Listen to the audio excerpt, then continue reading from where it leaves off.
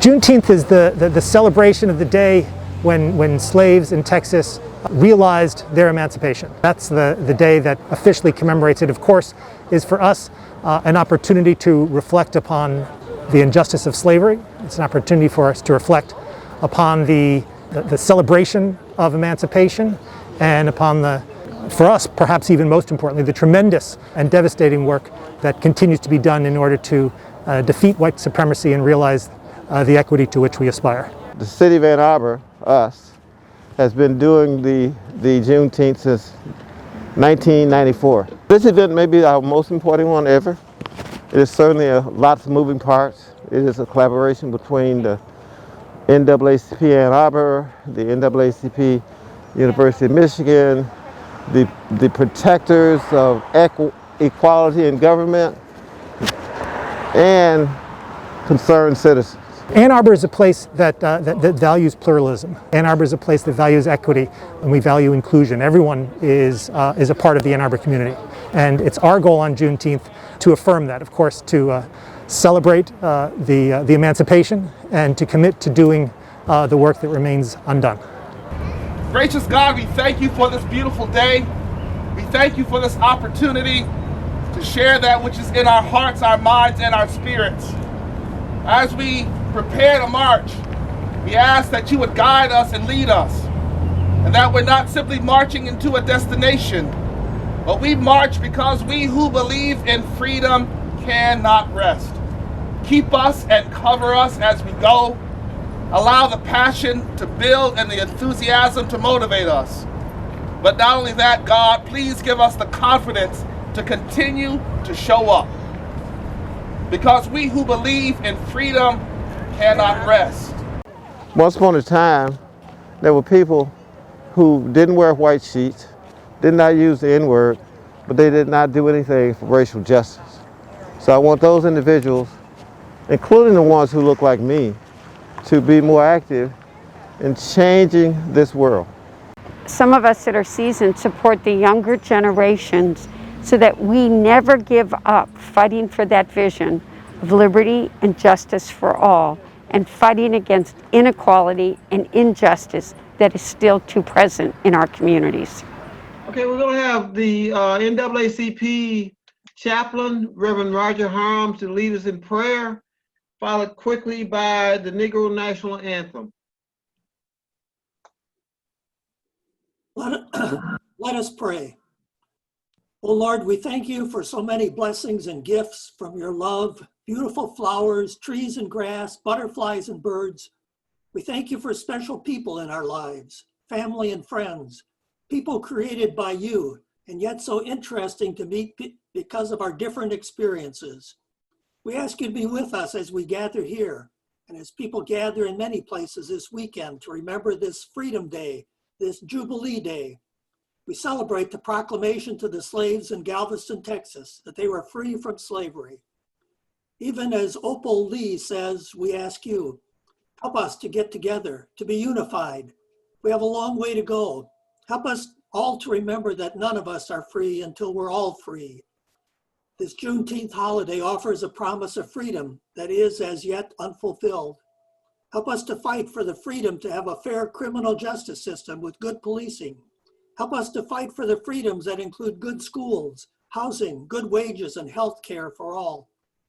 We remember the death of many people, including Ahmaud Arbery, Breonna Taylor, George Floyd, Rayshard Brooks, and others that we think of.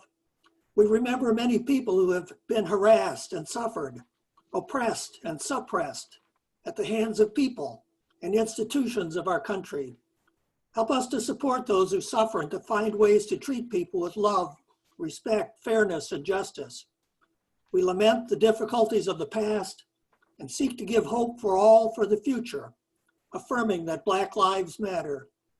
Oh Lord, help us to learn from each other, to get to know each other better. Be with us as we celebrate the freedoms announced in the past and work together for freedom for all peoples. We pray, oh God, amen. Amen. And next is the Negro National Anthem.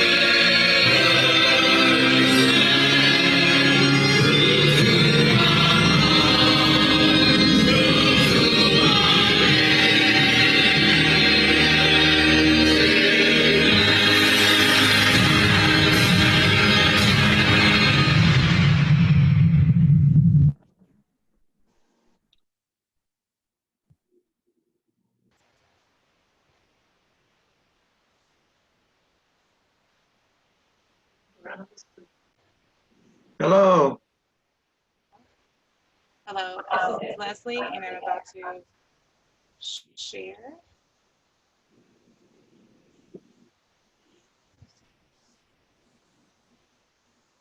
Am I on the screen in there? Are you able to see this? Are you able to see the Juneteenth? I can't see it. Oh, you can't? Okay. I can see it on my screen. Okay. I can see it. This is blinking in and out. I don't have to see it. No, well, hold on a second. I will try different. Share.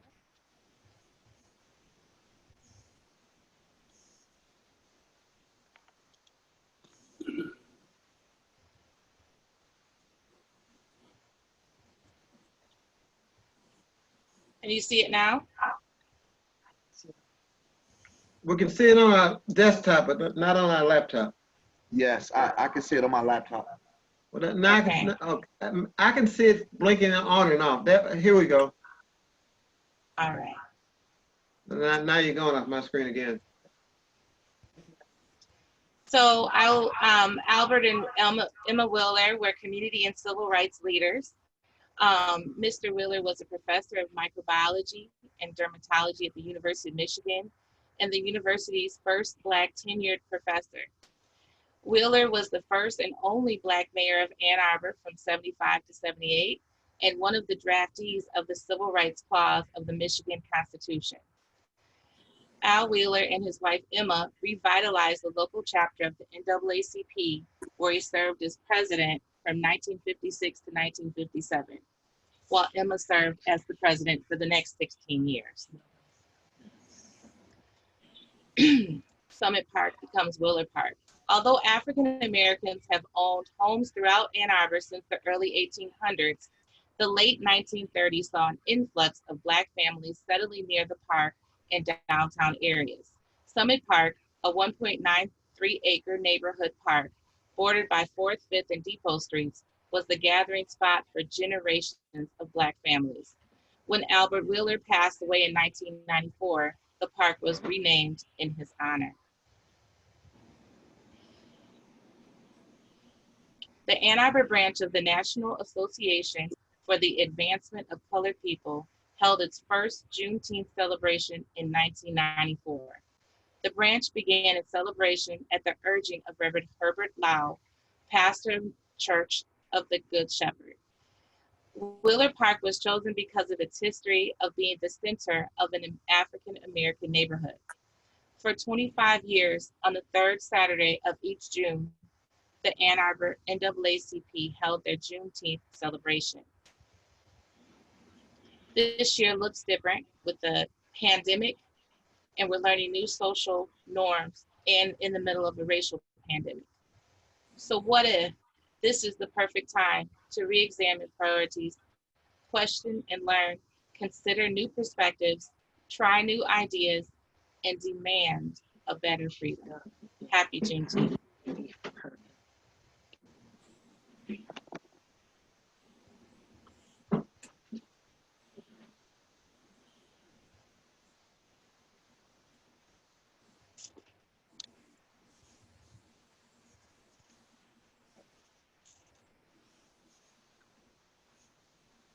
All right, well, I'm not seeing the screen well. Can everybody hear me? Yes. Yeah. I have no screen presence, and I don't know why. So I'm just going to give you a little bit more history about the NAACP Ann Arbor. The original charter of the NAACP branch Ann Arbor was in February of 1949. That's the original charter. And that charter, for whatever reason, was taken away a few years later. The original charter was about 40 years after the founding of the National Association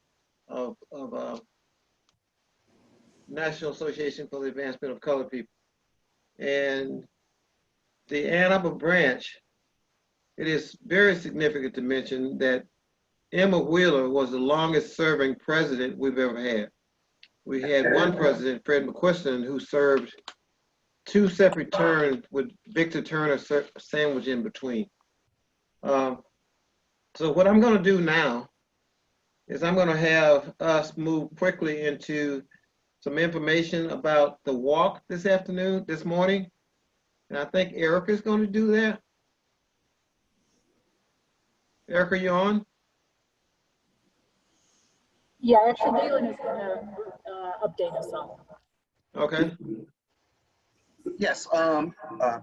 Good afternoon, everybody. I'm Galen Hardy, and on behalf of the Office of Sustainability and Innovations Department, as well as the City of Ann Arbor's Parks and Recs Department, we want to welcome everybody out.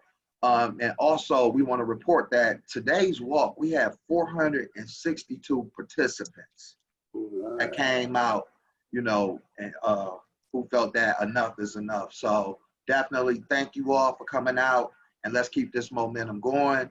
And once again, on behalf of the City of Ann Arbor, thank you all. Thank you all for coming. Okay, great. Hopefully you can still hear me. Our first speaker is going to be talking about 65 years. Oh, I'm sorry. Before, we had a quick welcome from Chuck Newman. I'm sorry, I apologize. Okay. Yeah. It's okay. Quality and Governance Mission. is to see that we have a government that treats everyone with equality and acceptance. We are honored to join in commemorating the end of slavery and honoring Black freedom. At the same time, we need to recognize how far we still have left to go. Juneteenth is also a call to action for all of us to come together and honor and continue the work of those before us who fought for Black lives, Black voices, and Black votes. I hope we now go through a major awakening regarding systemic racism and finally take real steps towards a more inclusive and equitable society. May we all be together in fellowship and peace next year when we celebrate Juneteenth 2021. Okay, great. Thank you, Chuck. I apologize to everybody about anything that's happening wrong here. We have to keep in mind this is our first effort at doing this, and there are lots and lots of moving parts, different moving parts. Everybody's important.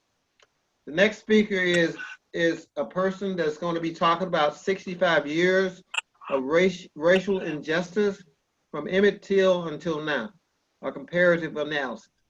This speaker is Marion Huey, a longtime educator who focused on children with special needs. He is presently the chairperson of the Alpha Phi Alpha Theta Zeta Lambda chapter, Police Brutality Subcommittee, and also he has worked extremely hard over the last several years on the voteless people is a hopeless people. So the next speaker you hear will be Marion Huey. Thank you, Brother Hampton, and I'm so pleased to be part of the Juneteenth celebration this year.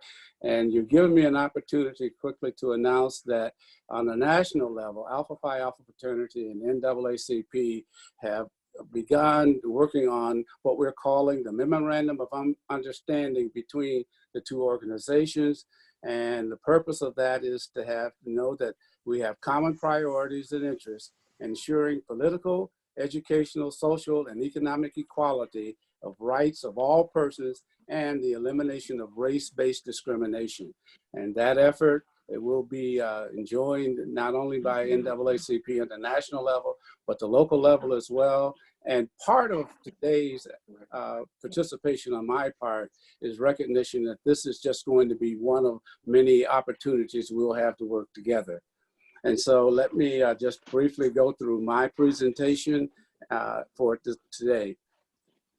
The seminal event in my life is that in 1955, as a 10-year-old in Gaffney, South Carolina, I heard of the murder of Emmett Till. 65 years later, I still remember the fear that I felt as talk reverberated throughout our community. Fear that it could happen to me, and fear that I had no place to turn because of the police and the law enforcement I felt would not be there to protect me. Emmett Till was killed because a white woman accused him of basically assaulting her. And vigilante justice took his life. That was the America I lived in then. 65 years later, it feels like the same America I'm currently living in. In 1955, the white woman lied in court. In 2020, the white woman called in her complaint while being videoed. The vigilantes in 1955 entered the home of Emmett's relatives by night. In 2020, the vigilantes that killed Brother Aubrey brought along a cameraman. In 1964, a bomb was planted in a church in Birmingham, Alabama, and 4 Black girls were killed. In 2015, a white supremacist walked into the church and killed 19 parishioners. In 1955, terrorists wore white sheets and hoods to hide their identity and drove through our neighborhood. In 2020, terrorists wear red MAGA hats to our rallies and use their cars to plow through the protesting marchers. And now, instead of feeling like the police will not protect me, as a Black man, it's a reality. The remedies we've taken to change America have been substantial. In Gaffney, back in the 50s, The police force was diversified with the hiring of 2 Black police officers. Don't get that twisted. We had the Civil Rights Movement, the Voting Rights Act has been passed, affirmative action, diversity training, Black Lives Matter, marches, protests, legislation, reform. All of this in 65 years since Emmett Till, and I still harbor the fears that I had as a 10-year-old in 1955. But I'm not pessimistic. In fact, I've had probably a very good life, and I can feel very comfortable in maybe overcoming my fears. And in fact, I am confident that all the efforts of the last 65 years have fueled the energy that I feel about today's efforts, and that this time we will make a difference. We will change the America that we live in. Last Sunday was Children's Day at our church, and we had virtual worship. We asked our 10-year-olds how they felt about the current political situation. One of them responded that she was afraid of white police officers. Another said that he prayed that nothing bad would happen to him. My prayer is that 65 years from now, these 10-year-olds will not be sharing the story that I'm sharing with you today. Now, we've identified the problem as systemic racism, and we must continue with marches, protests, legislation, and reform to address it. But I want to add another R to the mix, and it comes from Ezekiel 18, 30 and 32. And I think those of you who know me know that I'm not doing this as a photo op. This is something that I believe in. And the scripture says, repent and turn from all your transgressions that you've committed, and make yourselves a new heart and a new spirit. For I have no pleasure in the death of anyone, declares the Lord God. So repent and live. Thank you, brother, for giving me an opportunity to share that message with you. Thank you so much, Brother Hoy. One thing I forgot to mention is that Marion is also the chaplain for the Theta Zeta Lambda chapter of the Alpha Phi Alpha Fraternity Incorporated. So thank you for those sage words, Marion. Next person on the agenda is Leslie.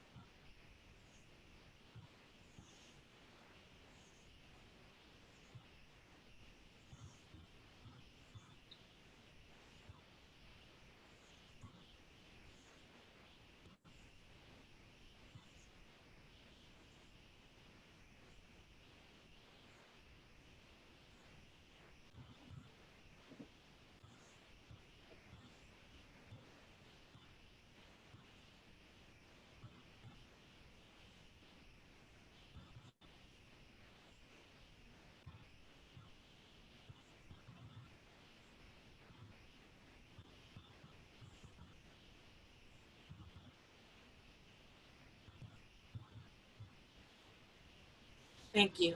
All right.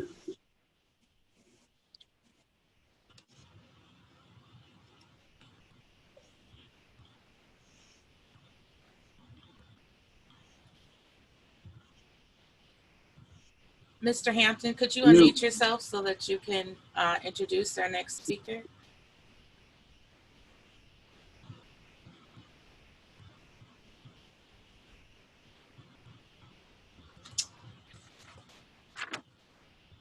While he's figuring that out, I'm going to go ahead and introduce our next speaker. He is the director of the Family Empowerment Program since its inception in 2012. He is also an adjunct faculty member at the University of Michigan School of Social Work. Please welcome Mr. Marquand Jackson. Marquand? Are you there?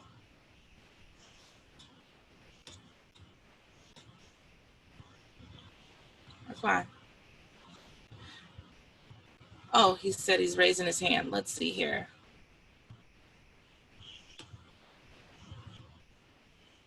Marquand, please. Oh, let's see. Let's find him so we can unmute him. 1 second, guys.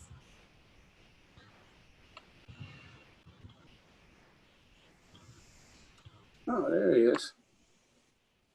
See him? I'm not seeing him yet. I just added him, Leslie. Okay, thank you. Thank you. Thank you, Leslie, for that. I appreciate that. First, I want to thank Brother Hampton for extending an opportunity for me to come and share a few words. He said 2 to 3 minutes, then we went to 3 to 4, but I'm going to try to keep it short. I just wanted to, so I have a lot of thoughts right now, and I've tried to kind of figure some things out, but I just wanted to think about when Brother Hampton asked me what would be the topic, and I just said, if not now, when? And I think that it's appropriate as we think about, like, you know, I've heard individuals say, we're already in the middle of a pandemic, you know, like, and now the halftime show is like systemic oppression and racism. But I guess for me, I would like to think there's no better time than the present. And so I'll just I have some notes, and so I'm just gonna share. So the 1960s Black Power activist, formerly known as H. Rap Brown, once said that violence is as American as cherry pie. So here we are in 2020, confronted with the death in Atlanta of an unarmed Black man, Mr. Brooks, when confronted by a white officer, and the killing in Minneapolis of George Floyd, an unarmed Black man whose neck was pinned on the ground for almost 9 minutes by a white officer's knee. And the shooting death in Louisville of Miss Taylor, a Black woman, aspiring nurse, shot 8 times in her own home by a white police officer serving a no-knock warrant. And today marks the 100th day with still no arrests. And the death of Ahmaud Arbery, a Black jogger chased down and shot by a white man in Glenn County, Georgia. And while we would like to believe that these senseless murders are outliers and unusual circumstances and unprecedented times, history shows us that racism and hate crimes are in fact a part of the fabric that has been woven into the story of the United States of America. There are about 42 million Black Americans in the US. For every 1 million, 31 are killed by the police. If not now, when? By comparison, there are 197 million white Americans in the US, and for every 1 million, 13 are killed by the police. Black Americans account for less than 13% of the US population, but are killed by police at more than double that of white Americans. If not now, when? Now America is experiencing another wave of social unrest and civil disobedience. We have no choice. The deaths force radical change. As if America doesn't know what's what. If not now, when? Excerpts from the 1947 report to secure these rights produced by Harry Truman's Committee on Civil Rights states, we must also report more widespread and varied forms of official misconduct. These include violent physical attacks by police officers on members of minority groups. How can we still be in the same place some 75 years later? Angela Davis stated, this is an extraordinary moment which has brought together a whole number of issues. She says that she didn't know that if it had not been for the terrible pandemic of COVID-19, which gave us an opportunity to collectively witness one of the most brutal examples civil unrest would have never been. Most people now feel compelled to adopt a posture of self-criticism. For hundreds of years, Black people have passed down the collective yearning for freedom from one generation to the next. We are now doing what we should have been doing in the aftermath of slavery. To contextualize the work in our own county, the African American community has been disproportionately hit by the coronavirus pandemic, and its excerpts say that symptoms of a problem that runs much deeper. I do work in the Ypsilanti area particularly, and so I want to share a piece of a letter that I shared with the county commissioners as it relates to a testing center being stood up in the 48197, 48198 zip code. I've struggled to sit with the idea that to date, 469 individuals who are residents of either 48197 and 48198 zip code have tested positive for COVID. These numbers reflect approximately 50% of all cases in Washtenaw County. This significant number of residents also reflect testing absent a designated testing center.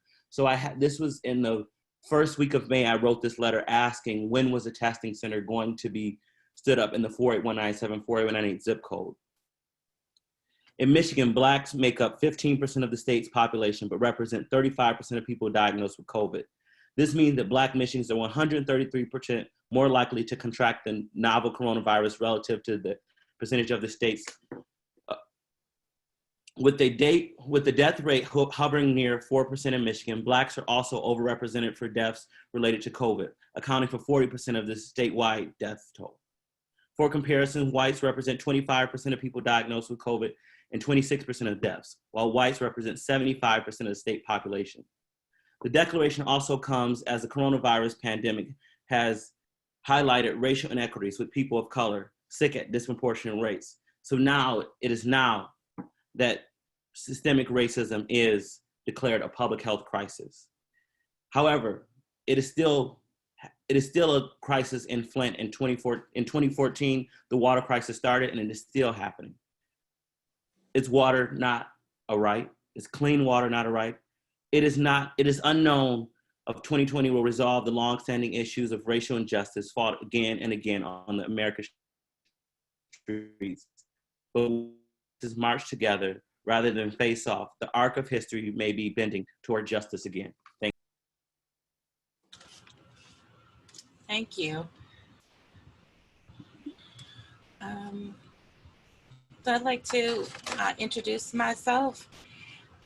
My name is Leslie Elaine McGraw, and I am Patricia's daughter and Louise's grandbaby.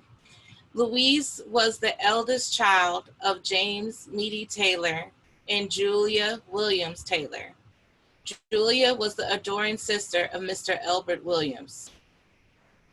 I want to tell you a quick story today about a Nazi, a liberal, and a Republican. A Black woman in her 30s found out that she was the great-grandniece of a national hero.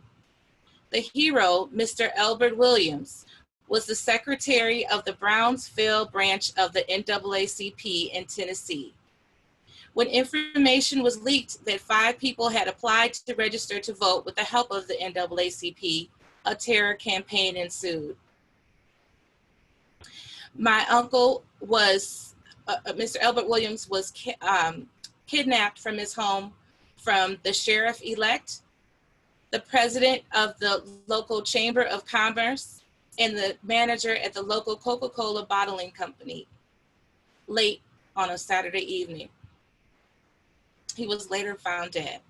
She had learned of his work to help people vote in the late 30s and 1940 in Haywood County, Tennessee, and his horrible death from her grandmother at an early age. However, the secrecy around his death had begun to make her question the validity of her grandmother's stories. She was finally able to confirm his existence, his life, his death, and his great works in Brownsville, Tennessee in January 2015. This confirmation came by the way of a special memorial committee, Mr. John Ashworth and attorney Jim Emerson, which shared information and inclusion in the communication events leading up to the 75th Albert Williams Memorial. This Black woman was so excited when she came back home to Michigan that she told any and everyone. Her Republican family member listened to her story and said, "That was terrible, but we could not live in the past. God does not want us to stay stuck in the past. Black people have progressed. There has been a Black president in the White House." Her liberal friend cut her off in mid-sentence and said, "Yes, there are a lot of Black families that have lost people to lynching. It was awful. Make sure you vote." Then that same Black woman who came back so excited interacted with the husband of a writer friend, a former Nazi. He was only 16 when he was pushed into a horrible system in Germany. He listened to this Black woman's story and her perspective. He talked about the information with his wife and shared it on his social media. His advice was to vote, protect the vote, and to raise hell until your vote matters. Next, we are going to look at a movie. It's a short movie called Suppress the Fight to Vote. And this movie was important to me and important to others from an organization I work with called Protectors of Equality in Government, and also to the Bethel AME Church, which I am a member. We had a screening in January, and Mr. Hampton was in attendance. And so we connected to share this video because, like it's been stated earlier, the vote is an important part to accompany these protests and the energy that we have never seen in this way in our lifetimes. And Erica will show that. Thank you.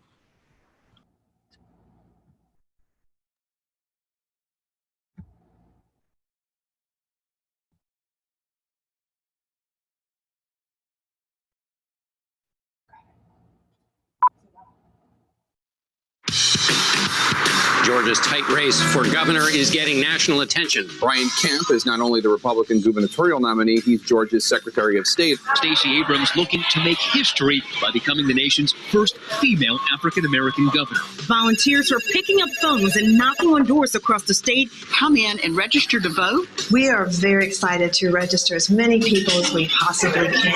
What do we want? Register to vote! When do we want it? Today! I come as one, but I stand as 10,000.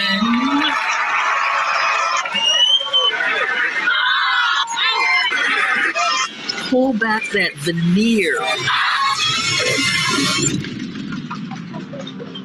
And you see something really rotten happening. It's almost like termites coming in. They're in the wood. They're eating the wood away.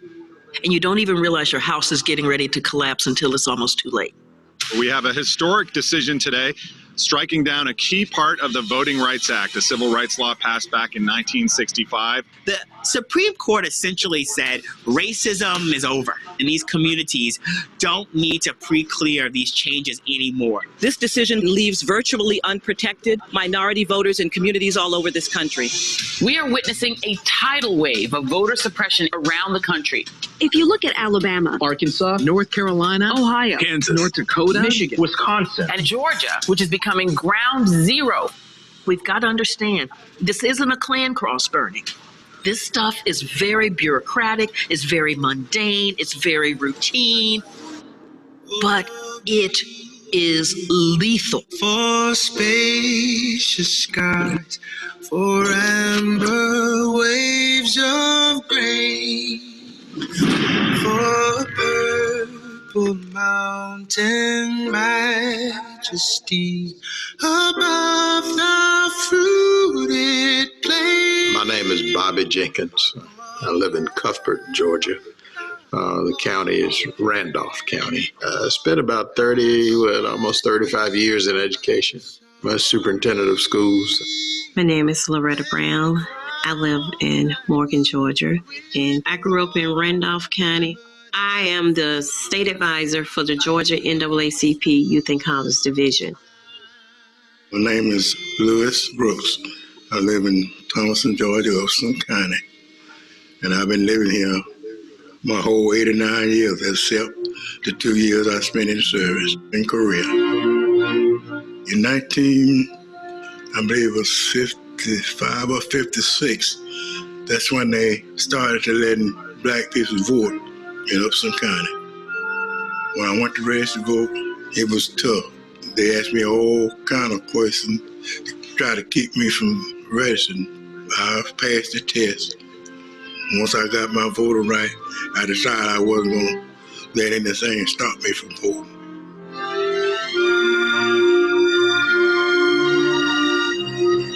Because I used to walk. You go up the street and across the next street over there, I walk over there and walk back and vote. And I didn't miss a voting, except when they closed the poll. I'm a citizen. It's my right to vote and speak my opinion.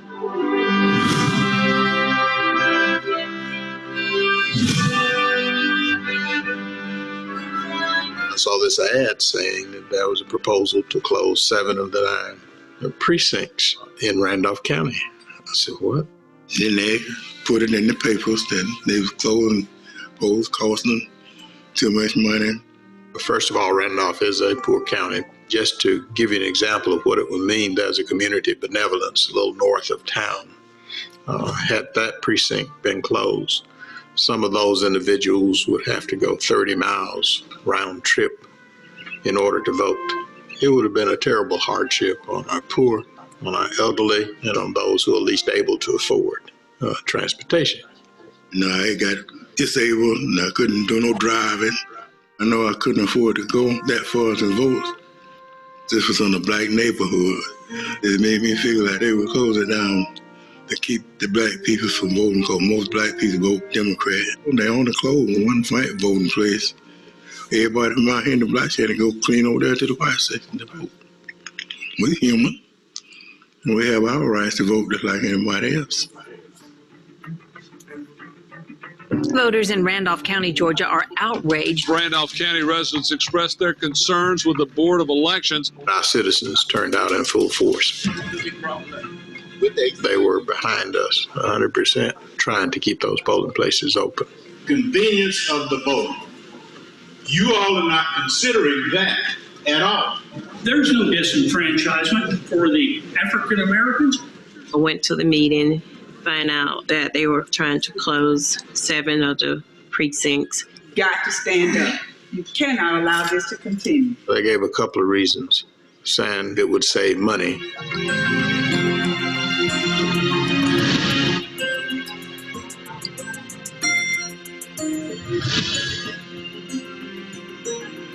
The other one was that several of the polling places were not ADA compliant. But the thing that was so ironic is we voted that way in May. You know, they weren't any worse in November than they were in May. It will be impossible for rural voters without vehicles to vote on election day. It will be impossible for them.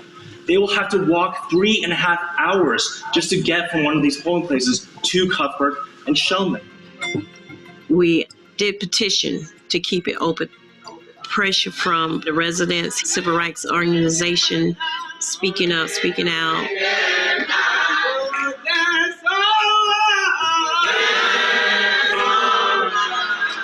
They called the meeting to order, and they only had one motion. They voted to keep them open. The news of what was happening here in Randolph County went worldwide. The incident that we experienced threw the spotlight on everything else that had been going on. You know, we find out that in the state of Georgia, there were over 200 other polling places had been closed. If you move a poll 4 miles, it is the equivalent of a 20% drop in black voter turnout. That's what shutting down these polls means.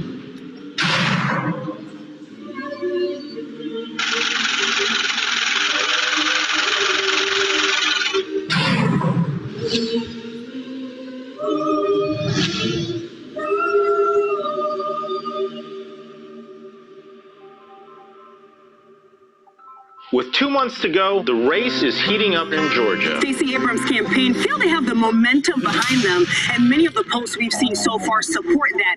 You know, the Democrats are working hard, registering all these minority voters, and if they can do that, they can win these elections in November. There's no law in Georgia that requires the Secretary of State to process voter registration forms on a particular timeline. Kemp withheld putting the names of thousands on the voter registration list until after the election. 80% were African Americans, Latinos, and Asian Americans. Keep your eyes on the prize. This is Fulton County. Linda Marshall is my name. Most of my professional career has been in public service of one kind or another, as a teacher, as a government worker. I moved here in August of this year, but because of my emphasis on always being registered and always having the ability to vote, I did that almost immediately when I got here. Of course, I also knew the importance of the upcoming election, and I wanted to be a part of that history. Keep your eyes on. It got closer and closer and closer to the election, and I was getting a little bit concerned, so I called the Secretary of State's office. My name is not on the roll. They can't tell me where it is. So all of that paperwork that I sent in, I don't know where it is. I'm 65. And for the first time, I did not get a chance to vote in a very close election of historic importance and proportion. Welcome to Georgia. Hold on.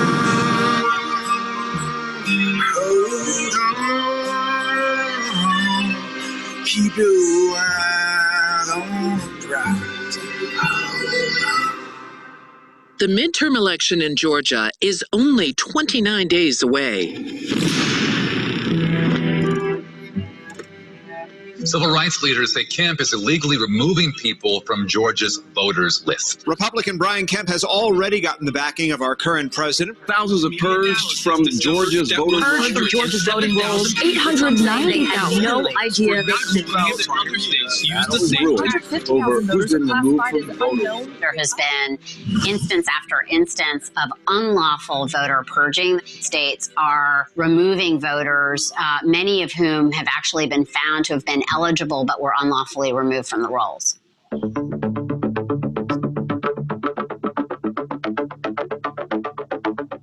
I received the purge notice. So I open it up and I read the first sentence.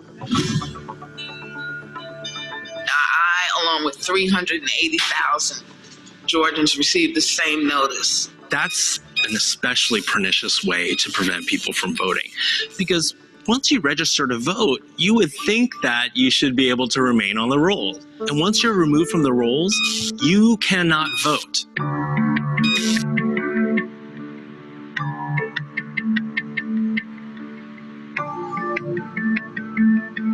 I went out and got the mail, and there were 2 letters in there. They looked official. You're hereby notified that the city of Thunderbolt has challenged your right to vote.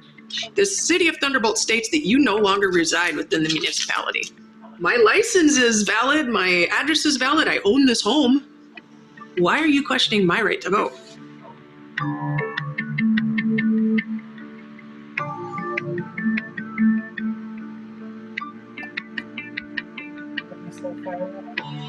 You know, the purges, they've been going on for decades, maybe over a century in this state.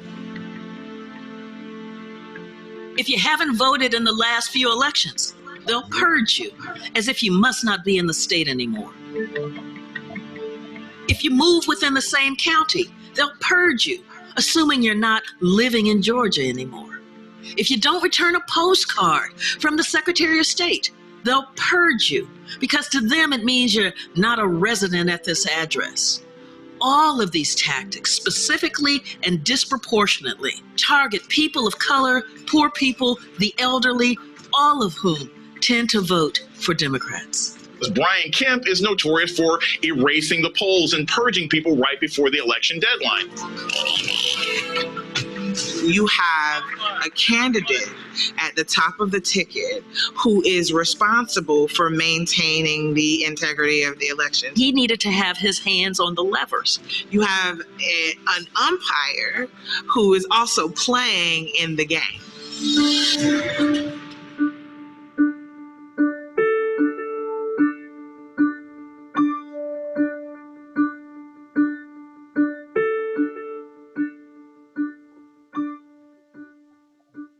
Less than 20 days away from the midterms now. The race for Georgia's governorship is a toss-up. Literally is a dead heat. This governor's race is already one for the history books, but it's also seeing record numbers of requests for absentee ballots, especially from African-American voters. At a time where we're seeing roughly almost half of the people who've turned in an absentee ballot are people of color, that's a really, really good sign for Stacey Abrams. We caught them off guard by running such a large-scale program and mailed 1.6 million African Americans an absentee ballot application. In this midterm election, the absentee ballot requests are even outperforming presidential years. So that is startling and eye-popping and something that we need to dig in on to see what's going on there.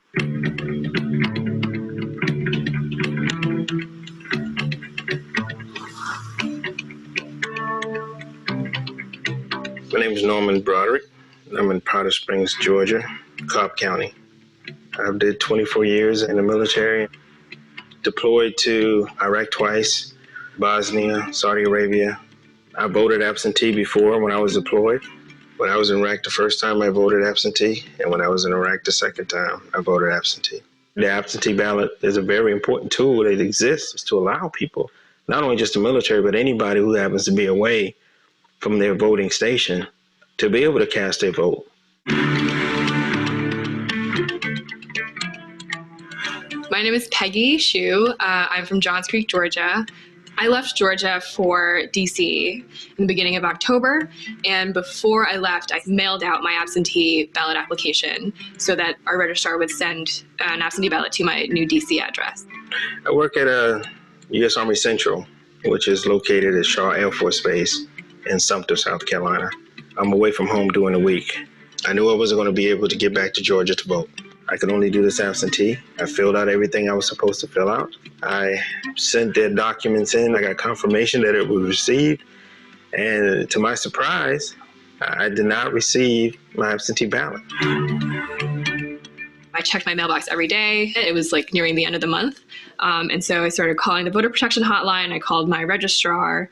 I sent emails, and it was really getting close to the election date. And I never received my ballot. The election day came and went, and I wasn't able to vote in the end.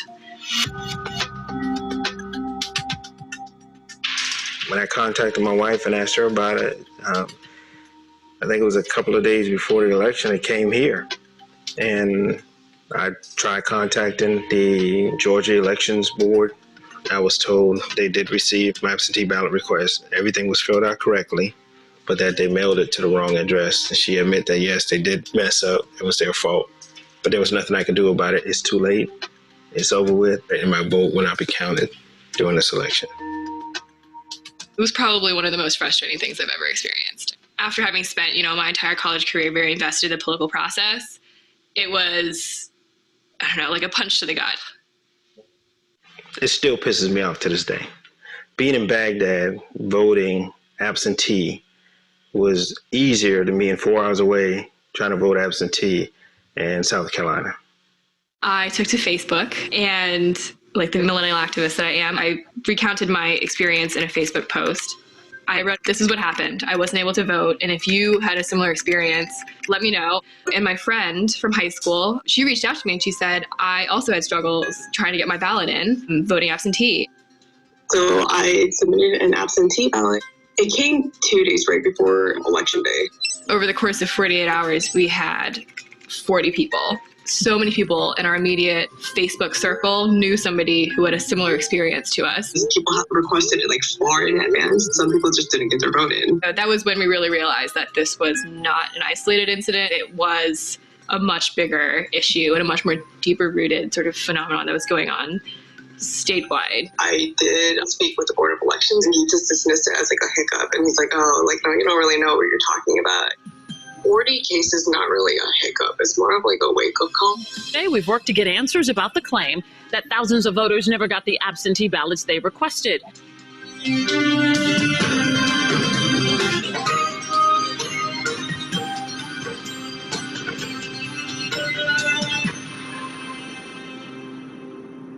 Tuesday morning, election day. The race between Abrams and Kemp is literally neck and neck. Their fate is now in the hands of voters. The day is finally upon us. The midterm elections are happening. Voters head to the polls in one of the most intensely fought midterm elections. The race for Georgia's governorship is a toss-up. I live in the South. I'm always worried about Election Day. Great morning and go vote. Oh yeah, gotta go vote today.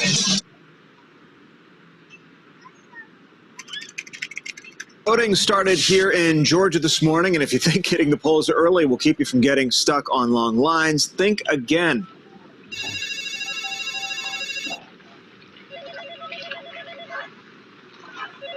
Voter Protection Hotline, how can I help you? Voter Protection Hotline, how can I help you? I've never seen one. The line hasn't moved in over an hour. The line is running out. I really thought I was going to be able to run in and run out like I usually do. The first thing I saw was just people everywhere. So we stood there for a while without moving. And then we would inch up. And then we wouldn't move. We had a lot of people with children there, pregnant mothers, elderly people. Some people have medical issues. I took my son to school that morning, and then I went to vote at Ferguson Elementary, where I vote every election. The line just keeps getting long. The line was so long through the school and wrapped around the building. The lines was crazy everywhere, all over the county. It was real long. I was in line for 2 hours. I got to the door. That's when they was checking your ID before you go in. And she couldn't find my name. She directed me to go downtown Gwinnett. And I was like, I'm not going to vote. And it was this older lady. She came over and she like held my hand and was like, please go do it. We need this. And I looked in her eyes and said, I will. Registered somewhere else and they pulled it up in the system. About 8 or 9, we started getting the calls about the long lines. Long lines at the polling stations lead to low voter turnout. The research is just crystal clear on that. Everyone in the world knew we were going to vote today. And in my neighborhood, there are no power cords. All these dedicated people waiting to vote. This is what we call voter suppression. People were like upset and angry. I started calling the Secretary of State's office. I was either hung up on, placed on hold. They want people to go home and not vote. I ain't going nowhere. I'm gonna be right here. The reason they sent me from Ferguson to the downtown Gwinnett was for the provisional vote. So I drove 25 minutes, and then when I got there, it was crowded in there. I waited 45 minutes to find out that's not where I needed to be. She told me that this was the wrong place and that I can go back to Ferguson. I had to call back and redo my schedule. So now the voting not only cut on my time, cut on my money. When we went in, filled out all the paperwork, had the ID, took it up to the lady. I had mine in my hand. One hand had hers in the other, because she's legally blind. So we go give it to the lady, and she goes to scan Barbara's ID. Wow. So she looked up at Barbara. She said, well, Miss Barbara, when was the last time you voted? My sister got strong. I've been voting since I was 18 years old. And I'm 82. I was disappointed. She was a little upset. My girl wanted to vote. And they were trying to keep her from voting. Since I became a citizen, I have not missed an election. I showed up, and a very nice lady, she looked at my ID and said, "No, you're not registered." And I said, no, wait a second. Here's my registration card, and showed them that I was registered. And they said, yeah, but your name is Del Rio with a space, but your voter ID says Del Rio one word, and therefore it doesn't match. In the voter registration, my name shows as Del Rio with a space. My ID is Del Rio, no space. That was a non-match. I said, this is not legal and I need to be allowed to vote. After much discussion, they said to me, this time we'll allow you to vote, but it's a little bit like they're doing me a favor. The right to vote should be something that we should make easier rather than more difficult. Latinos and Asian Americans are 6 times more likely than white Georgians to be cut from the voter rolls because of exact match, and Black Americans are 8 times more likely to be cut because of exact match. I have voted in every election, now all of a sudden I'm not there. Controversy surrounds the state's exact match law that put the registrations of 53,000 voters, most of them African Americans, on hold because of discrepancies in the way their names are spelled in state databases. People of color have names that are a little bit less typical, and that's where the errors are at their highest. Brian Kemp knows this. A group of students will not have their voices heard at the polls, at least not in Georgia. They're turning a bunch of students away over here. We're showing up here and at the Booker T. Washington location, and their names were not on the actual roll.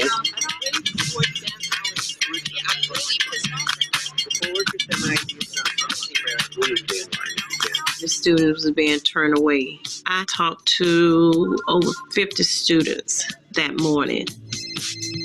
First, they told me I was at the wrong polling station. They said, you didn't get registered. I was like, what do you mean? And there was only about 4 voting ballot booths. They didn't process my registration. My registration didn't go through. I walked back to my dorm and said, I guess I just won't vote. Just before I went to vote, I had been in an African American history class where we were actually talking about voter suppression, about what was it like for people that were going to vote. I filled out a little slip of paper, gave it to the poll workers. They looked up at me and they said, it's coming up in our system as though you're not a citizen of the United States. I just sort of looked at them like they had 2 heads. Like, I'm sorry, I was born in New York, what? When I got to the front of the line, they informed me that I was registered to vote, but not in Dougherty County. They were telling me that I was registered back home in Winter Robins, where I was from, and I've never voted there. I've never even been registered there.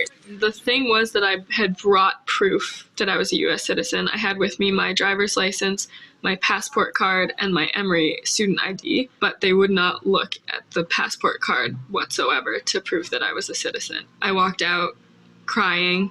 What I learned in history class just hours before, this happened to me in 2018. I had been through and participated in voter registration drive on campus within a community. It was just like, wow, after all of this, I'm not going to be able to vote myself. Like when I was growing up, voting was a thing. It was an event. Just a little me is trailing behind my parents watching them vote. My parents would take me to the voting polls every time when I was little. I would go in and I would help them fill out the bubbles. I get a chance to vote, and then you get there and the experience is just terrible, and you have to call your mom and be like, why is this so hard? You never told me it would be this hard. This was huge for us because Stacey Abrams was actually a Spelman alum. History would have been made, and it would have been made by my Spelman sister. If there is no one who gets to 50% tonight, Robin, there will be a runoff in December. We'll find out as the day and evening goes on. Voter Protection Hotline, how can I help you? Are they letting you know now? Are you really kidding me? Old people who can't vote, there's young people who can't vote, there's people in every county who can't vote. It just created this intense fog of confusion across the state.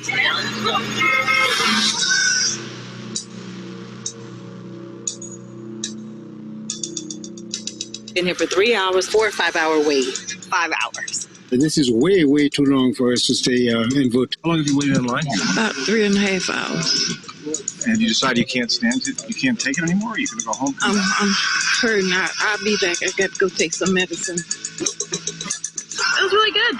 The lines weren't too long, and everyone was super helpful. We don't hardly ever have to wait here. It's always a pleasant experience up here. If you have a fixed resource, an easy way to suppress the vote is to just make that resource unavailable to the people who you don't want to vote. And that's exactly what happened in the 2018 election here in the state of Georgia. In places like North Fulton County, which are wealthy, there were more machines than anyone could ever use. In black neighborhoods, there were a quarter of the number of machines that were needed to service the population. Lots of people left without voting. It was people just dropping off when it became 2 hours, 3 hours. 4th hour is very heartbreaking. All it takes is a little walking away at 159 counties to influence an election. A little here, a little there, and then in a race like this, which was so close, there you go.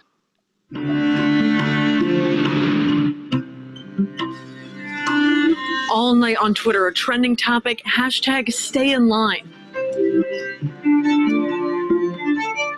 I had to go and pick my son up. He had to be picked up before 6. I picked my son up, and he went with me and sat in the car. And then I went back to Ferguson Elementary. And by this time, the evening crowd is there, and the line has tripled. And I was like, oh, there is no way. Just for my one vote, it took me like 6 hours. And I wanted to give up because I promised that elderly lady outside that I would do it. 5 hours, so about 5 hours took me to vote. It sucks the life out of you. I'd been in people's homes, I'd been in their neighborhoods, I'd held their hands. And so to get to election night and to start hearing more and more stories of voter suppression, to hear more and more from people who were told that they couldn't vote or who were turned away or had to give up because of 4-hour lines. That broke my heart.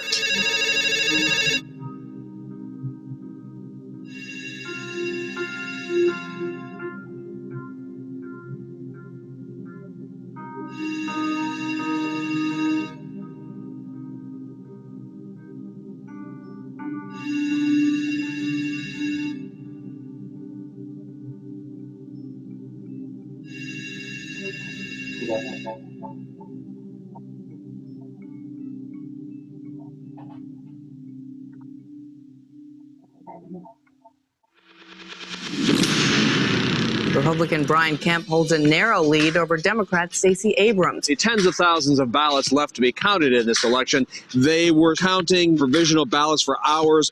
Provisional ballots are basically placebos. They're being given to voters to kind of shut them up, make them go away. The next day, I was so excited after they were saying that it was a close race. I was like, oh, let me make sure that my vote count. So I called there, the number that was on the paper that I got from the voting poll. And she go, oh, no, they counting every vote. You don't need to call. I called my mom to double check. My mom worked for the poll for 20-some years. And she said, no, that's not true. You call back to make sure the vote count. And someone else says to the phone, and I got the same thing. No, you don't need to call back. We counting all the votes. We just started discovering so many people voting provisionally. We realized, oh, you voted provisionally, so you might have to come back here the next day and show your ID. Is that something you know? And they're like, no, I already voted. Like, I'm good. But you have to come back within 3 days with the documentation to prove you are who you say you are. When you have a large working class population that has to punch a clock, that's really tough. You've lost pay from work trying to vote. That's a poll tax.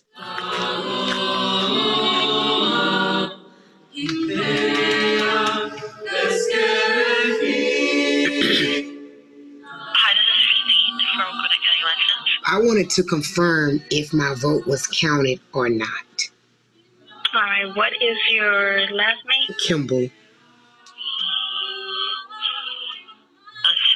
There was no participation. So does that... You weren't given credit for voting. My vote was not counted. It looks like it on election day, yes, ma'am. No, I thank you. Goodbye.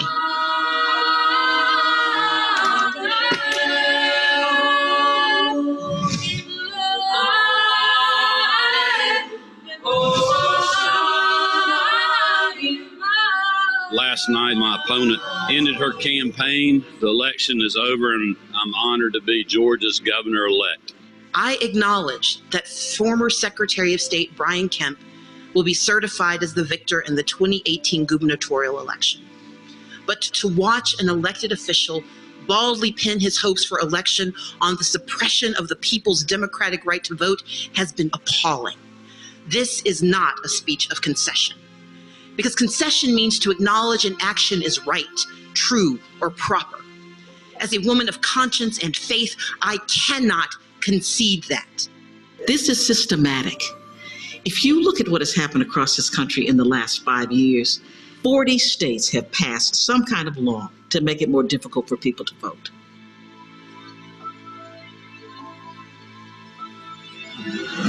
In Arkansas, the Supreme Court upheld a measure requiring voters to show photo ID. North Carolina, where it targeted African Americans. In Alabama, the governor was shutting down DMVs. In Ohio, Kansas, tens of thousands of people were prevented from voting. Texas allows a concealed gun license to vote, but will not include college ID. Indiana, they purged 500,000 voters. Wisconsin, where a recent photo ID law may have handed the 2016 election to Donald Trump. We lost 41,000 voters. I think it changed the outcome of the election in the state of Wisconsin.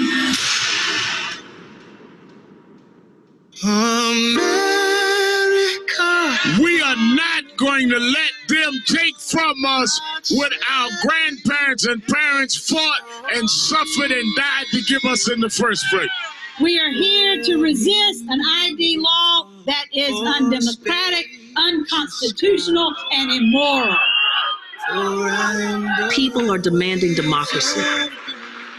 In Washington, there's a new Native American Voting Rights Act. New Mexico now has same-day voter registration. Colorado, Nevada, Florida, and Arizona all passed laws restoring voting rights to those formerly incarcerated. Indiana blocked a law that would have allowed purging. New York, activism led to an expansive package of voting reforms. Michigan, a ballot initiative to end extreme partisan gerrymandering. And there's national legislation now to restore the Voting Rights Act. These efforts are being fought in the streets. They are being fought in the city councils. They are being fought in the state legislators. We belong together. We are all part of the fabric of this country, and we understand what's at stake. Any voter suppression law is not just about black people. It is about America itself. On my mother's dying bed at 92 years old, former sharecropper, her last words were, "Do not let them take our votes away from us." We have the power to change this. We are going to vote you out so that we really do have fair and free elections.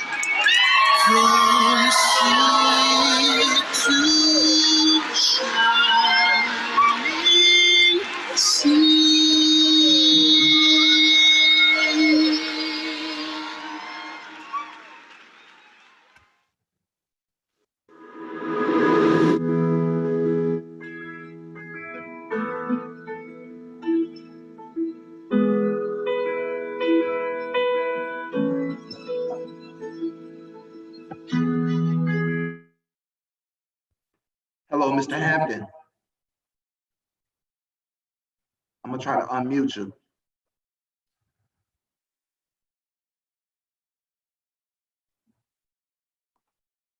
Can you press your space bar down and you can talk then? And we can hear you. You gotta hold it down as you speak if you can't see your screen. There you go. Can you hear me? Yes, sir. I apologize to everybody for all the shortcomings of William Hampton. He's always been this way, and now he's learned how to mess up a computer. So I'm going to try real hard to make this work without my computer and seeing myself on the screen. So I do have the honor of introducing the next speaker before we get into questions and answers. The speech is entitled "The Strength and Rise of Youth Presence, Voter Registration, Protesting, and Social Justice." These words will be shared with us by the president of the U of M chapter of the NAACP.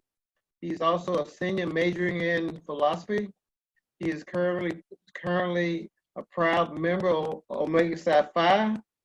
And it pleases me to introduce my friend, Blake Coleman.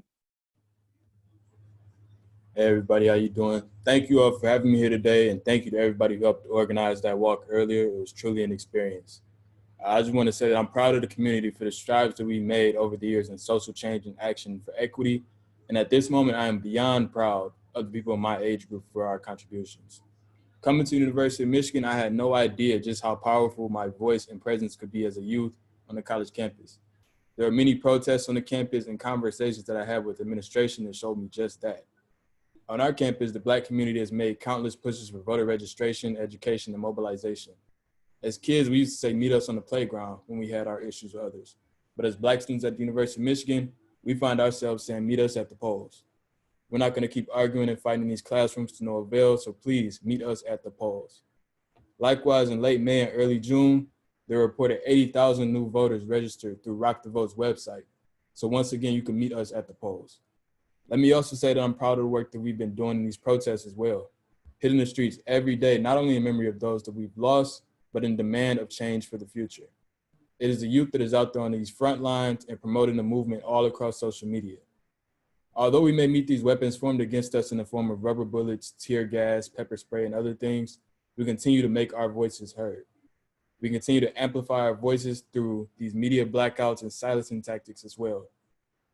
As I tell everyone who seems to be also surprised by what's been going on in the news, discrimination isn't new. Racism isn't new, and neither is police brutality. Everything is just recorded now. And that is what has allowed us as the youth to provide so much evidence for our cause. Broadcasting has been an essential part of us ensuring our people's political, educational, social, and economic quality of rights. We will continue our fight for reform and social justice on the college campus and as well as beyond into our communities back home. I have great faith that youth and college students will continue to preach Black Power today, Black Power tomorrow, and Black Power forever. Thank you all for having me. Thank you. I stop for a quick tech thing. Anyone, all participants, if you look at the bottom of your screen, you should see something that says Q&A. As we move into the reflections and questions, I'm going to share my screen, and as you put in your question, I'll type it on the screen, okay? And Mr. Hampton's gonna lead the Q&A and field questions as he sees fit, but I'm just gonna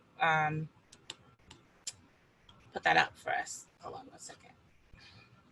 So you can start typing away, guys. Hello? Hi. Please remember that I cannot see my screen, so I cannot field the questions. I would love to do that. Oh, I'm sorry. I'm forward to doing that, but I can't. You guys can see me, but I can't see you. Okay, so I'll say the question to you, Mr. Hampton, when they come up. I'll type it and I'll say it, and then can you address it one at a time? Does that work? I will do my very best.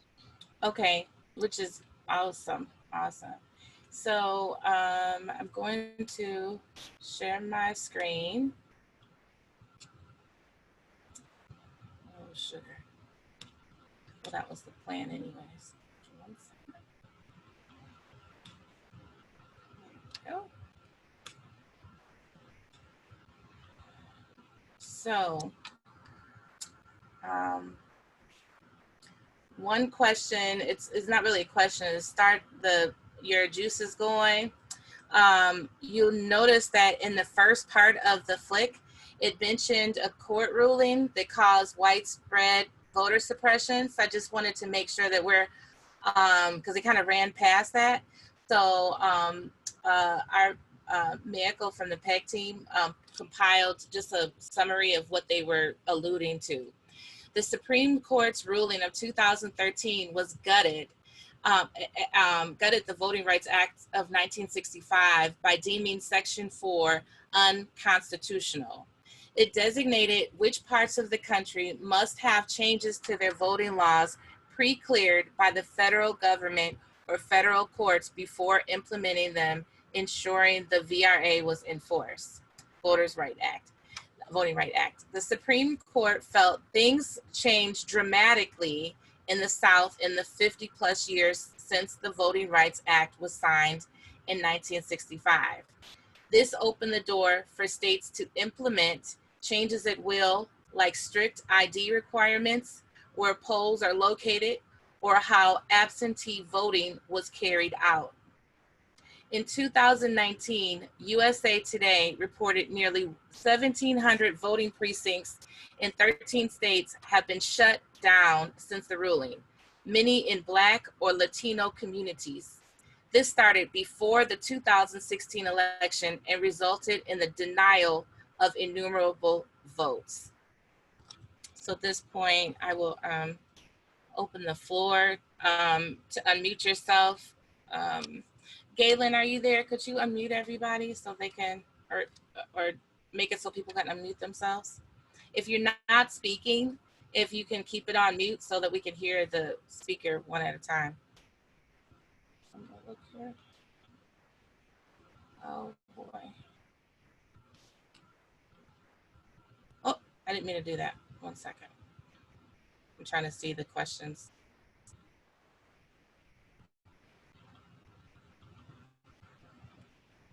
Could everybody please limit their remarks to questions and not comments? Okay. All right.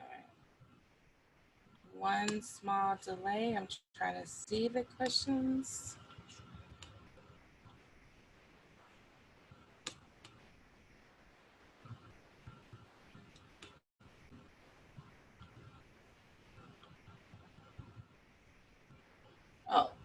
Oh, so okay, here we go. I'm going to share the screen again now that I figured out. Please excuse the technical snafu here.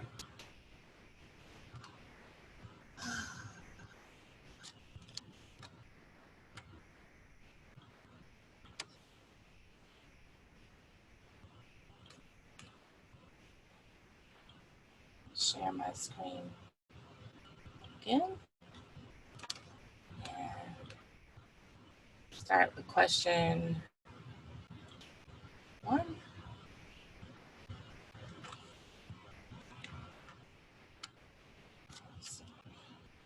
So the first question is,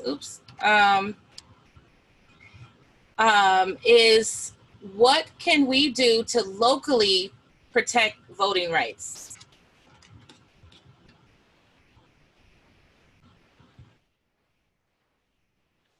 I'm going to make a comment, and maybe this will inspire somebody else to make comments as well. Can you hear me? Oh, yes, Mr. Hampton, did you hear the first question? I did. Oh, okay. I was getting ready to make a comment. Can you hear me? Yes. Okay. I guess the biggest factor that was in Michigan was the way we handled redistricting. That is changing now. The largest problem that I see is apathy. The election in Michigan for president was won by 10,704 votes.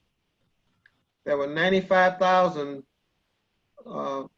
people who voted in Michigan in 2016 in every category except president.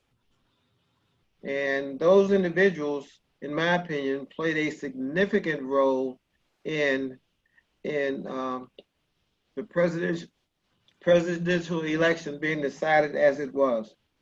The other piece was that in the whole United States, I can't say that without being too political, so I'm not going to make my other statement. But the biggest thing in Michigan was people who voted but did not vote for president.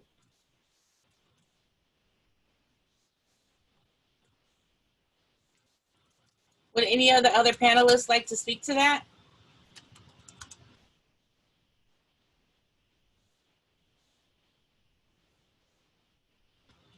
Mr. Coleman, Mr. Hoey, unmute yourself. Okay, well, we'll move on to the next question because we have quite a few here. Chauncey Montesano said, thank you for this wonderful program. What can we do locally to protect voting rights? So similar to the last question, but I think I might, correct me if I'm wrong, you can put in the chat, but I'm thinking hyper locally.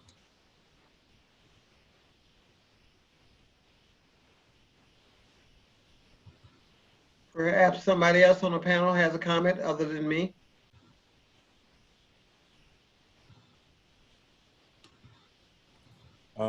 I'll speak to that a little bit. I know on the college campus of Ann Arbor, a lot of our students do live in the state of Michigan and are registered back in their hometowns, like mentioned in the video. So one thing we do about that is if a bunch of us live in Detroit, we all carpool together so we could drive back to Detroit and all go to the polls together and avoid that issue of people not having to ride back home to go vote. So shuttling has been a way that we've been combating that. Oh, that's great. Okay. Let me make a comment on that, please. I think the most important thing people can do in Michigan is to vote. And the reason why I say that, you guys heard the mention of Al Wheeler earlier in the program. He's the person who the park, Wheeler Park, is named for. He was a long-term president of this branch. And he was also the first and only African-American mayor in the city's history. And it is extremely important to mention. And you go back and check history and you'll find this to be true. In one of his elections, Al Wheeler was voted in by a single vote. So a single vote does matter. Albert Wheeler was put into the office of mayor by a single vote. That's amazing. I'm trying to find it, but somebody asked along those lines too.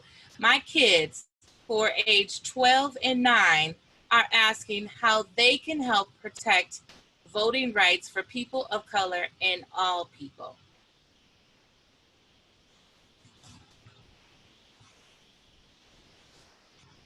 Anybody else on the panel?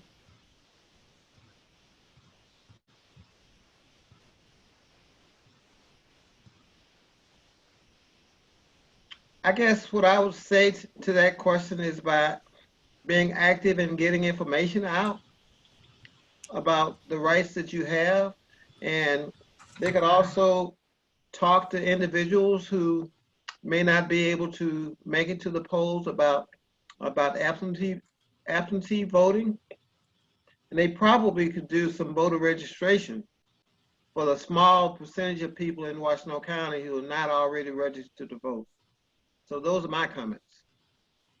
And I would add maybe to that effect, when my son was small, I would take him to the booth with me and kind of have him look at the ballot, and so he could see things that he didn't think. He had questions, and explaining the ballot to him, helped me understand it better because I'm explaining the pros and cons, and 2, then he could go tell his little friends, and I'm sure that probably passed along to their parents about the pros and cons of a particular item.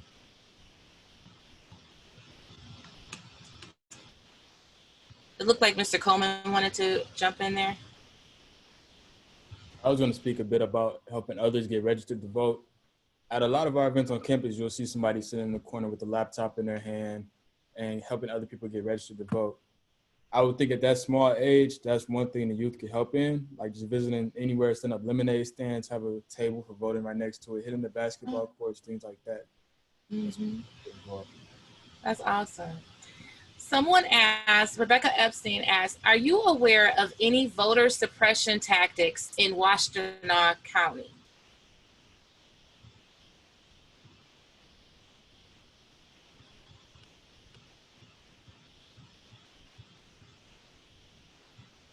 Other than individuals standing just outside the line, which you cannot go past standing out beside the line, trying, in some areas, trying to intimidate voters to vote in a certain manner.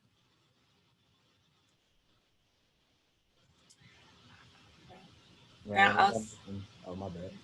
Oh, no, go ahead. Yeah, like I mentioned earlier, just with issues with students being from out of state and absentee ballots and things like that, and then students having to go back home to vote. So that's big. That's actually really big. Okay, so another anonymous attendee says, do you recommend any particular organization or resource where we can learn about opportunities to help register people of color or help people of color get to polls? So earlier I mentioned Rock the Vote.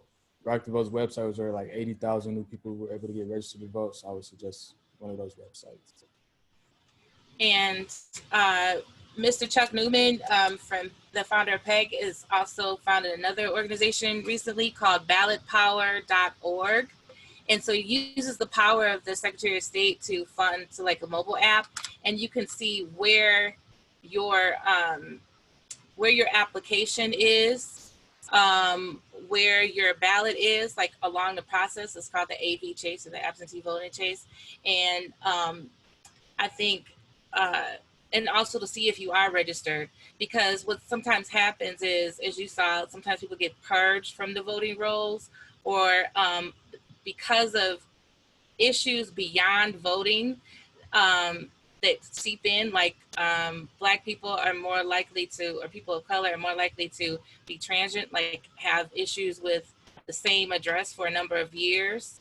And just something as simple as moving a lot can make it really hard to know if you're even registered. And you don't want to know that, like when you go to vote. And also on the college campus, we've been advocating for, a lot of students have very busy schedules. So by the time we're out of classes, it may be too late to go and vote. So we've been trying to get teachers to like give students passes through their classes to be able to go and vote. So that's one thing we've been working on. Absolutely.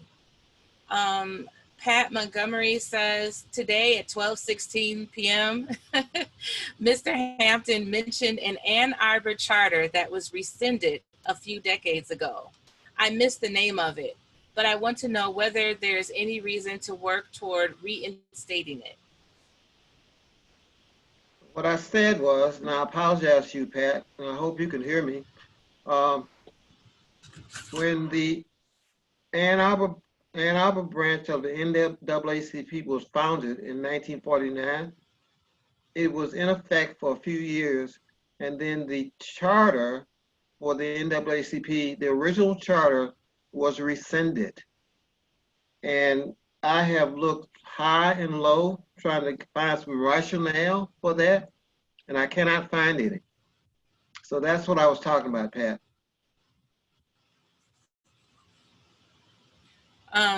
Mr. Oh, okay, let's see here. Galen, are you here? Someone, let's see if we can add. Yes, I'm here. Panel. Could you add Charles Newman as a panelist? I forgot to do that. I'm so sorry. And he's been trying to answer. Yes.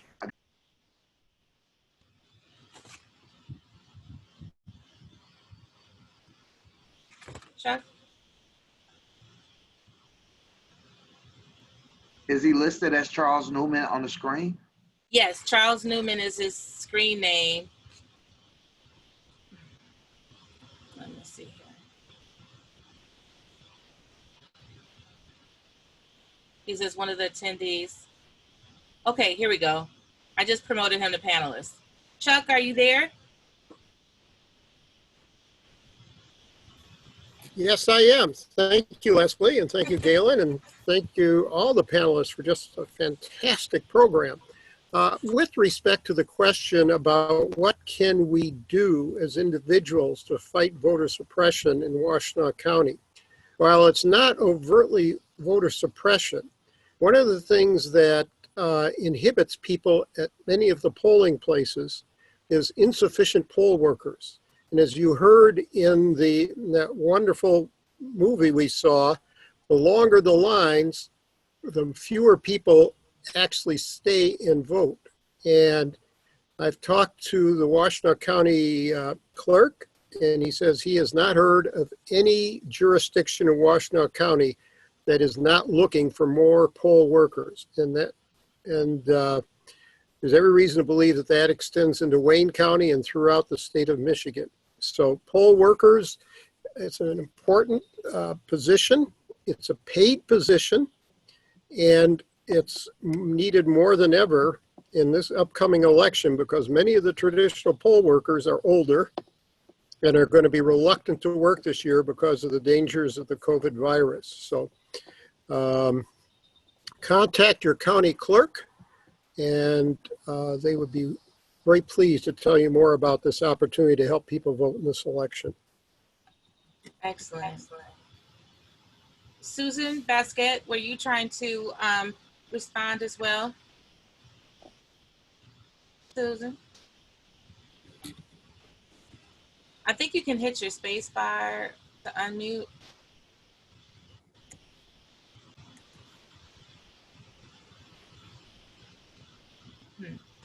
Let me see if she's trying to say something down here. Well, okay, we'll move along. Okay, Janet Cannon, who is a member of the Washtenaw Democratic Party and the Precinct Organizing Committee, also said that we can focus on requirements of voting rights acts that apply to all states, rather than using our individual efforts like at each state level. Rather than saying only certain states' voting rules have oversight, we should push for the requirements of the Voting Rights Act to apply to all states. And then also she mentioned that in Washtenaw County, around 60,000 people did not vote at all in the last presidential election. Also, Iraine Washington says, good afternoon, good to see you. Do either of the sponsoring organizations have a poll challenger program to enlist folks to participate at the poll when issues do arise?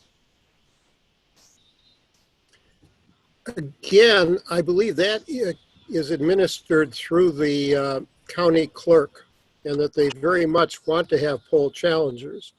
Now, in certain areas of Washtenaw County, they're looking for Republican poll challengers because they match up one Democrat and one Republican. I think they are nominated through the party, respective parties and other organizations. So it's probably where you would want to go. Mr. Hampton, would you like to speak to that on efforts by the NAACP or thoughts on the poll challenger program to enlist people to participate at the poll when issues do arise? I think that the poll challenger program in Michigan is an extremely partisan group of folks all of the time. And the NAACP, because of our charge not to ever be partisan, but we're not dumb either, right? We try not to get involved in the poll challenger program. Okay, fair enough. We all have something to bring to the table, right? So then Loretta Cotterton says, what are we doing locally to change laws that are racist? Do we need to explain what a racist law is? Don't laugh at me. Mr. Hampton. I can't hear you. Mr. Hampton, please unmute yourself before you continue. Yes, ma'am. Okay. Well, I'm going to quote a great American who said elections have consequences. And if we don't want racist law, then we need to elect people who have our values. And many of them are up for election this year. Right. So, And to Mr. Coleman and to Mr. Hampton, just as Ellen Nosen Bosher, who had the 9 and the 12-year-old that wanted to be a part of the process. She said that her children heard the suggestions and they were great. So they heard them directly. Another. Thanks. Thank you so much. Thank you. Interfaith Council, this is an anonymous attendee, Interfaith Council for Peace and Justice, led by ICPJ Desiree Simmons, is rapidly bringing up a project to counter voter suppression, focused on 48197 and 48198. I'm involved in this effort through my church. Are you aware of that effort? Can you give us contact info for others so we don't reinvent the wheel? I would say that that conversation, I would, Mr. Hampton, if it's okay with you, can I give them your email so that they can directly contact you? That's perfectly okay. Mr. Hampton's direct contact information is wvh@comcast.net. And then Mr. Newman. It's wvhamp@comcast.net. I'm sorry. wvhamp@comcast.net. You're still the best, Leslie. I'm trying. Okay, so, and then also, Chuck, if you want to give your email out, if you want to. Sure. waverchuck@gmail.com. waverchuck@gmail.com. Okay. Another anonymous attendee says, given that we can't currently do large in-person voter registration events, how can we shift our voter registration efforts to best engage those who are not currently registered?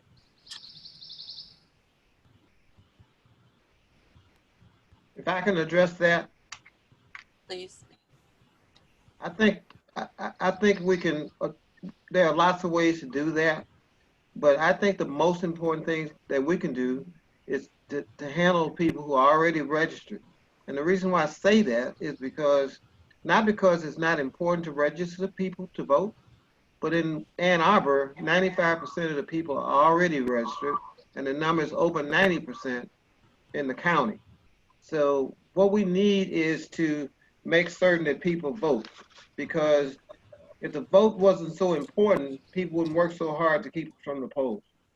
That's why, as the film stated, 40 states have passed measures to make it more difficult to vote.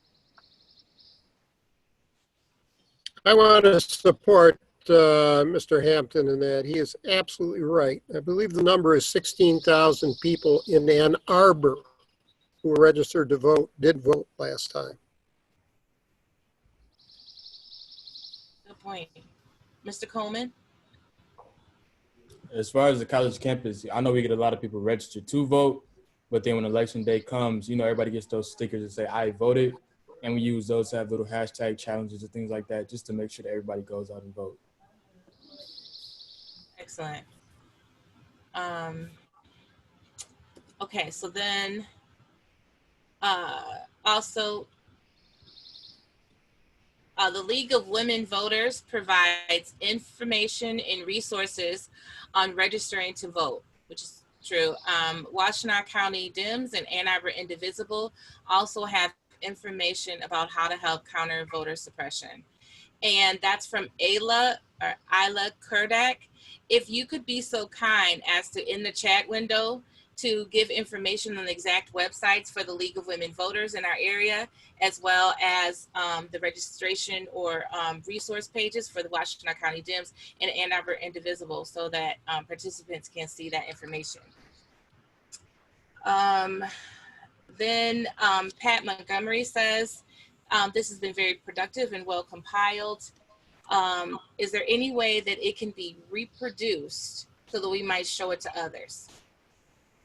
Erica, if you're on the line, could you explain what's going on with our local telecast for this? Or Galen, either Erica or Galen? Yeah, we do plan to have it on CTN. This Zoom is being recorded as we're parts of the walk this morning. As soon as we kind of find out when it's all been compiled, we will share that out to Peg and to Mr. Hampton and try to get the word out and have a link to watch it again. Awesome. Thank you, Erica. Erica, I'm so remiss. I didn't get a chance to say, or none of us, I don't think we put it on there. What is your exact role? I think it's important. Okay, yeah, my name is Erica Pratt. I work for the City of Ann Arbor in the Parks Department. And there's a program called Give 365, which is the volunteer and outreach program within Parks. And I am the volunteer and outreach coordinator. And we got involved with the walk. That's it. Okay. An anonymous attendee says, how do we know for sure if and when individual mail-in ballots are counted or recorded? What proof do we receive? May I address that, please? Sure. Mr. Newman? Sign up to ballotpower.org. And one of the things that ballotpower.org will show you is the date on which your clerk received your application to vote by absentee ballot. It will also show you the date that you were sent an absentee ballot and the date that the clerk received the absentee ballot. And in many instances, it will also tell you whether your ballot was so-called spoiled or not. That is, did you forget to sign it for some other reason? And if you are monitoring that, or if you elect the option at ballotpower.org, it will send you an email when any of those things happen. And as long as they're happening in a timely basis, you can be assured that your ballot is going to be counted. If it's not happening, and you know you've taken the appropriate action, then it's time for you to call your clerk so it can be rectified. And this is possible because all this information is public information. It was put in the law so that people can see indeed whether their ballots were counted or not. Thank you. Mr. Hampton? Okay, can everybody hear me? Yes. Okay, what I'm going to do is I'm going to share the official statement from the Ann Arbor branch of the NAACP. But before I do that, I want to do just two housekeeping things real quickly. I want to say thank you for everybody who participated, not only in the walk, but also in this virtual program. And I want to give a special shout out to my pastor, the Reverend Mashard Evans, for his very powerful words this morning before the march started. And also the 4-year-old Naomi, who spoke before the march and led us as we moved from point A to point B. So thank you everybody. Here's what I have to share. I want to start out by saying that the June meeting of the NAACP was probably the most intense meeting that I've ever been at, or one of them at least. People seem to feel safe enough to speak freely about their private thoughts regarding some very horrific recent events. And for each of those people who shared their thoughts, either at the meeting or directly to me, I am forever grateful. I want to start my remarks first by saying, for all of the people who recently lost somebody, either through one of these tragic incidents or by some other measure, I want you all to know that you have our condolences. I have crafted an official statement for my branch, which includes my thoughts along with information extracted from the June 1st meeting, feedback from some of the membership, along with a review by our legal redress committee. Each person who contributed to this formation, I appreciate, and I want to say thank you to them. Our statement, which is intended to be a long-term procedural change, they are not considered a one-time only consideration. They are as follows. The Ann Arbor branch of the NAACP believes that there should be a wider spread transparency in our criminal justice system, especially as it relates to race. It is our position that all negative background information for each of our public servants should be available for review. We believe that any negative incident, including written warnings, verbal warnings, suspensions, mandatory leaves, complaints lodged against all law enforcement persons, should be available for review. It is our contention that bad police officers should not be dismissed from one location only to reappear in another jurisdiction. Unfortunately, that's what happened to Tamir Rice. Tamir Rice was a 12-year-old young man who never got to be a teenager because an officer who was dismissed because he had failed the safety requirements of using his gun was hired in Cleveland, Ohio, and as a result, Tamir Rice ended up dead. We further believe the laws which allow for so-called citizens arrests should be reviewed and allow community input. Accordingly, no-knock rules, policies, and warrants where present should be reviewed in the same manner. It seems to us that vascular neck restraints, commonly known as chokeholds, should be eliminated. We further believe that all agencies within all counties and municipalities should be constantly reviewed for diversity makeup. All race-related cases, including those that have a police connection, which resulted in a death, should also have outside reviews. Police unions should be continuously reviewed for potential bias or misconduct. Stand your ground policies should be reviewed for race bias potential. Collaboration between law enforcement, prosecutors, judges should have a review mechanism which includes citizen input. We demand accountability from all law enforcement agencies, especially when it relates to a life which ended prematurely.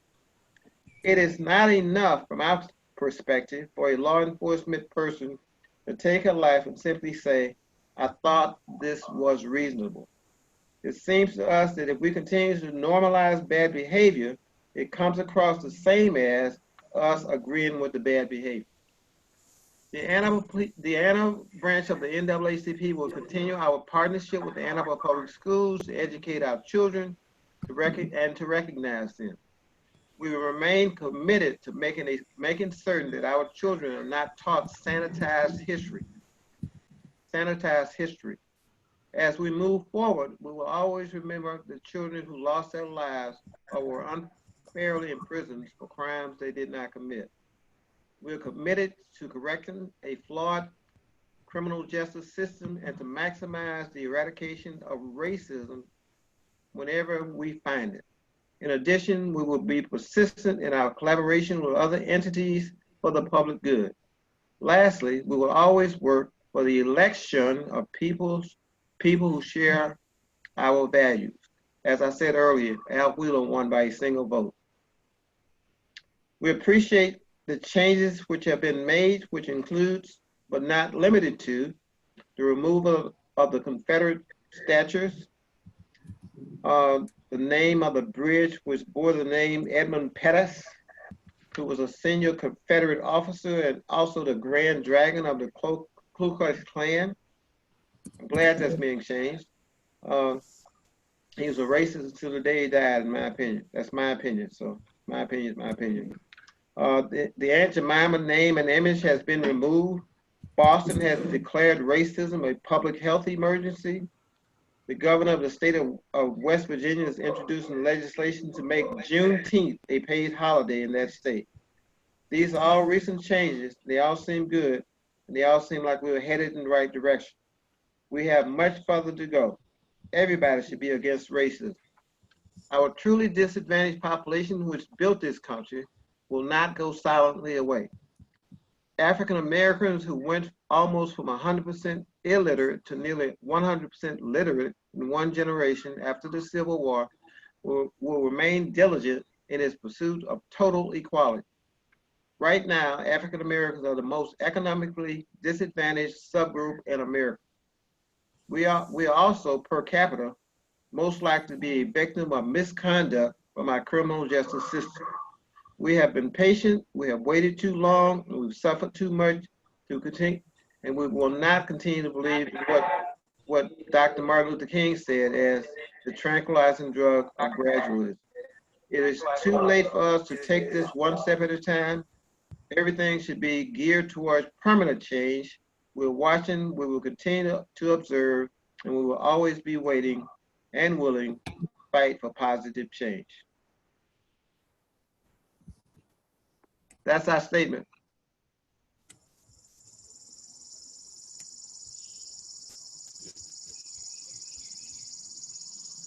And that is our closing too. Thank you.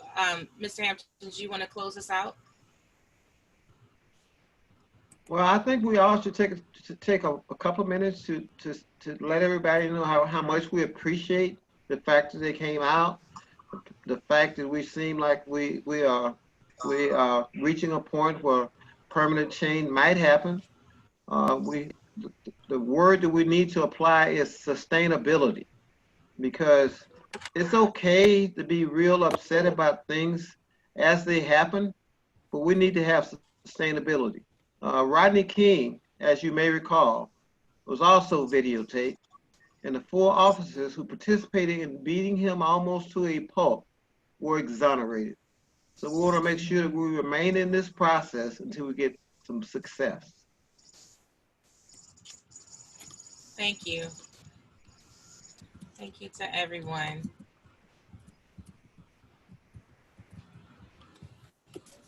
Thank you all for having me. Thank you. Oh yes, thank you to our esteemed panelists. Bye.